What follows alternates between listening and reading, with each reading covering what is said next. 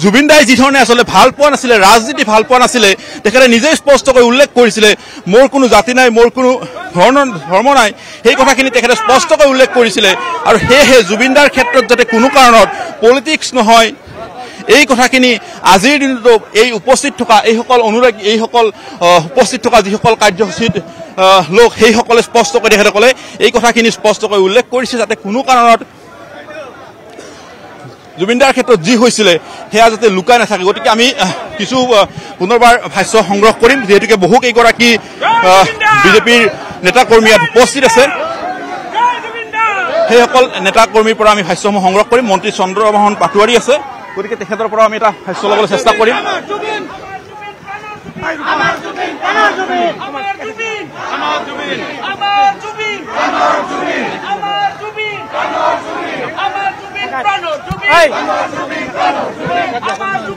মন্ত্ৰী চন্দ্ৰমোহন পাটোৱাৰী আছে গতিকে তেখেতৰ ভাষ্য এটা ল'বলৈ চেষ্টা কৰিছো মন্ত্ৰী ডাঙৰীয়া গোটেই কথাখিনি এই মুহূৰ্তত অসমৰ ৰাইজে স্পষ্ট হ'ব বিচাৰে আৰু সেই ধৰণে কাৰ্যসূচী ওলাইছে আপোনালোকে না আচলতে আপোনালোকে দেখিছে যে আজি নলবাৰীত সকলো শ্ৰেণীৰ ৰাইজ ওলাই আহিছে আৰু সকলোৱে বিচাৰিছে যে জাষ্টিছ ফৰ জুবিন গাৰ্গ গতিকে জুবিন গাৰ্গে ন্যায় পাব লাগে গতিকে সেই জাষ্টিছ ফৰ জুবিন গাৰ্গ সেই দাবীত ভিত্তিত আজি হাজাৰ হাজাৰ মানুহ ৰাজপথলৈকে ওলাই আহিছে গতিকে আমি বিচাৰিছোঁ যে ন্যায়ালয়ে জুবিন গাৰ্গক জাষ্টিছ দিব লাগে আৰু চৰকাৰৰ ফাষ্ট ট্ৰেক কোৰ্ট যিহেতুকে ইতিমধ্যে ঘোষণা কৰিছে গতিকে ফাষ্ট ট্ৰেক কোৰ্টৰ অতি শীঘ্ৰে ইয়াৰ বিচাৰ হ'ব লাগে আৰু জুবিন গাৰ্গে ন্যায় পাব লাগে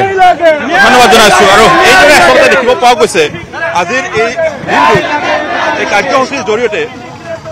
তেখেতসকলে স্পষ্টকৈ উল্লেখ কৰিছে তেখেতসকলৰ লক্ষ্য কোনখিনি সেই কথাখিনি তেখেতে স্পষ্ট উল্লেখ কৰিছে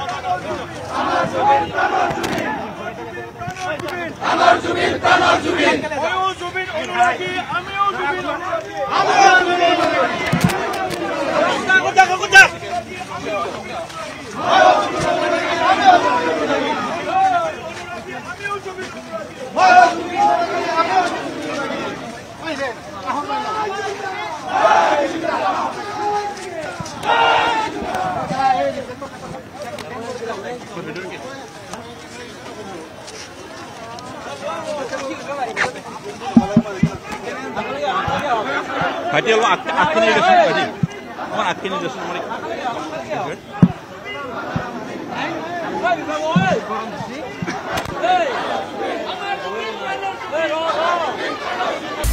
আপুনি বিচৰা বাতৰি পাব কেৱল নিউজ 18 এপত